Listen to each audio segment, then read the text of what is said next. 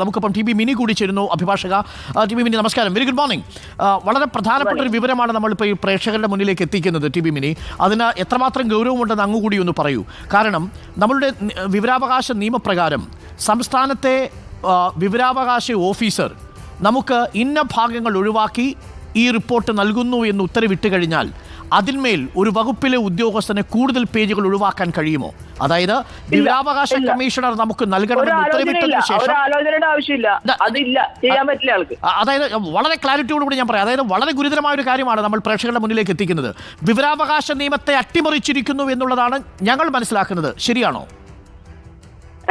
വിവരാവകാശ നിയമത്തെ അട്ടിമറിക്കാണ്. അത് ചെയ്യാൻ പാടില്ലാത്തൊരു ക്രിമിനൽ കുറ്റമാണ് അയാൾ ചെയ്യണത്.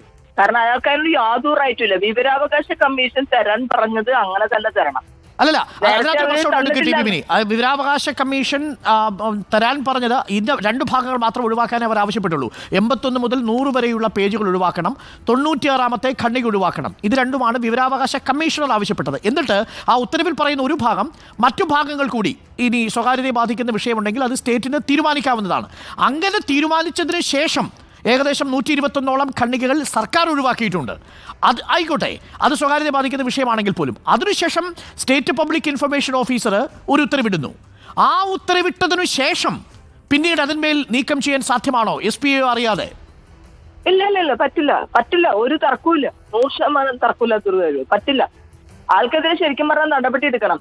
ഈ വിവരാവകാശ നിയമത്തിനെ നമ്മളിപ്പോ ഈ കേരളത്തിൽ ഇപ്പൊ പരിശോധിച്ച് നോക്കിയാൽ അഖിലേന്ത്യാ തലത്തിലും ഈ വിവരാവകാശ നിയമം വന്നതിന്റെ സ്പിരിറ്റില് ഇന്ന് നടപ്പിലാക്കുന്നില്ല എന്ന് മാത്രമല്ല, വിവരാവകാശ നിയമം തന്നെ വലിയ രീതിയിൽ അട്ടിമറിക്കുന്നുള്ള പ്രവർത്തനങ്ങൾ എല്ലാ അർത്ഥത്തിലും നടന്നുകൊണ്ടിരിക്കുകയാണ്.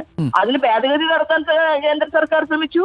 അതുകൂടാതെ ഓരോ സ്റ്റേറ്റുകളിലും അവരവരുടെ താല്പര്യത്തിനനുസരിച്ച് മാത്രമാണ് വിവരാവകാശ നിയമം നടപ്പിലാക്കുന്നത്.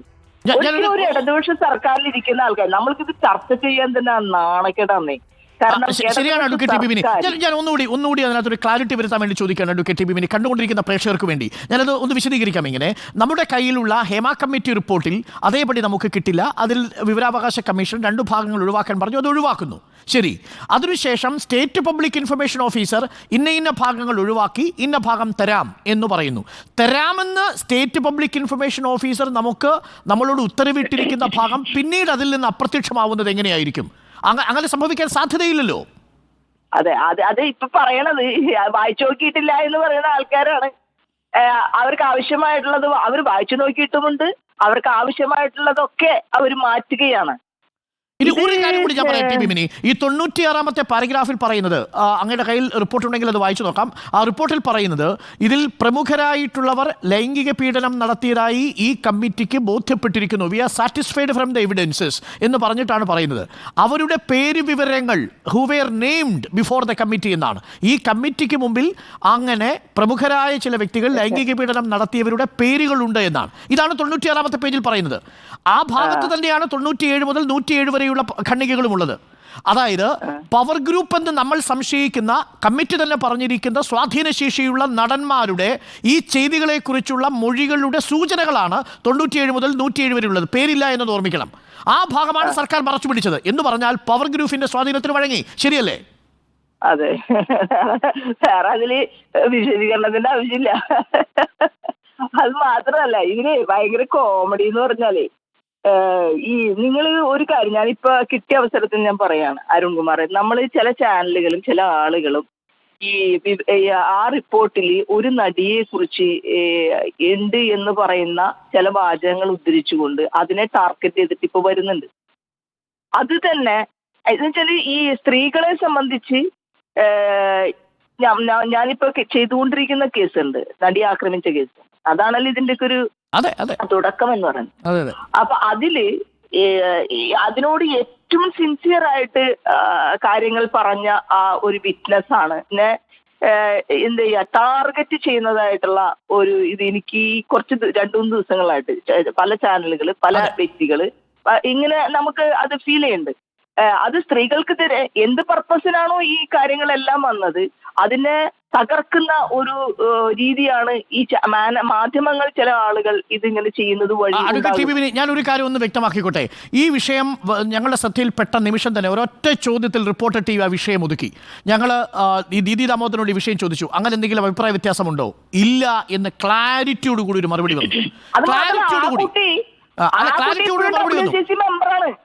യെസ്. അതിനുശേഷം ഇപ്പോഴും അവർ WCC മെമ്പറാണ്. രണ്ടാമത്തെ കാര്യം, രഞ്ജിനി ഇതിൽ അവസാന നിമിഷം നിയമ നടപടികളുമായി ബന്ധപ്പെട്ട് പോയത് നമ്മളെയും താങ്കൾക്കറിയാവുന്ന WCCയെ അതിശയിപ്പിച്ചു ആദ്യഘട്ടത്തിൽ.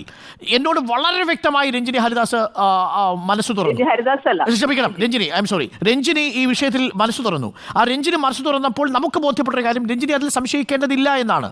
പിന്നീട് അതിൽ WCCക്കുള്ളിൽ ഭിന്നതയുണ്ടോ എന്നത് ചർച്ച ചെയ്യാൻ ഞങ്ങൾ തയ്യാറായിട്ടില്ലെന്ന് മാത്രമല്ല, അങ്ങനെ ഒരു ചർച്ച നമ്മൾ പ്രോത്സാഹിപ്പിക്കുന്നതേയില്ല. കാരണം അത് ഈ നിലപാടിന്റെ കോഴ്സിനെ ദുർബലപ്പെടുത്തും എന്നുള്ള വളരെ വ്യക്തമായ ബോധ്യം റിപ്പോർട്ടർ ടിവിക്കുണ്ട്. അതിൽ മറ്റൊരു കാര്യം കൂടി ഞാൻ അനുണ്ട് ശ്രദ്ധപ്പെടുത്തുന്നത്, WCC മുന്നോട്ട് വെക്കുന്ന അവരുടെ എല്ലാ ആളുകളും ചർച്ചകളിൽ വന്ന് പറയുന്ന ഒരു ഡെമോക്രാറ്റിക് ആയിട്ടുള്ള ഒരു രീതിയുണ്ട്. നമ്മളുടെ കേരളത്തിലേതടക്കം ഉള്ള പ്രസ്ഥാനങ്ങൾക്ക് ഇന്ന് നഷ്ടപ്പെട്ടിരിക്കുന്ന ജനാധിപത്യത്തിന്റെ വളരെ ഉയർന്ന ബോധം അവര് എല്ലാ തരത്തിലും അവര് സമൂഹത്തിൽ പ്രൊപ്പഗേറ്റ് ചെയ്യാൻ ശ്രമിക്കും. എന്നെ അത്ഭുതപ്പെടുത്തുക കൂടി ചെയ്യുന്നുണ്ട് ടി വി മിനി. അതായത് അവരിൽ ഏത് അംഗങ്ങളും ആ സ്ട്രീമിലാണ് സംസാരിക്കുന്നത്. WCCയുടെ ഒരു ഡിസ്കഴ്സീവ് പ്രാക്ടീസ് ഉണ്ട്, അഥവാ അവരുടെ ഒരു വ്യവഹാര രീതിയുണ്ട്, അവർ സംസാരിക്കുന്ന ഒരു രീതിയുണ്ട്, അവർ സംവദിക്കുന്ന ഒരു രീതിയുണ്ട്. ആ സംവദിക്കുന്ന രീതി ശരിക്കും പറഞ്ഞാൽ ഉന്നത സംവാദ രീതി തന്നെയാണ്. അതിനെ നമ്മൾ ബഹുമാനിച്ചുകൊണ്ട് തന്നെയാണ് മുന്നോട്ട് പോവുക. അതെന്തായാലും ടി വി മിനി, നമ്മൾ അങ്ങനെ ഒരു പക്ഷത്തേക്ക് ചേരാൻ ഉദ്ദേശിക്കുന്നില്ല. ഒരുപാട് ഇൻഫർമേഷൻ തരാം. ഞങ്ങളെ സംബന്ധിച്ച് നടി ആക്രമിക്കപ്പെട്ട കേസിൽ ആ കുട്ടിക്ക് വേണ്ടി ഏറ്റവും സ്ട്രോങ് ആയിട്ട് നിന്ന ഒരു സാക്ഷിക്കെതിരായിട്ടാണ് അനാവശ്യമായിട്ടുള്ള ഈ കാര്യം പല ആളുകളും അവർക്ക് കറക്റ്റായിട്ട് അറിയുക പോലും അറിയാതെയാണ് ഈ കാര്യങ്ങൾ പ്രൊപ്പഗേറ്റ് ചെയ്യുന്നത്.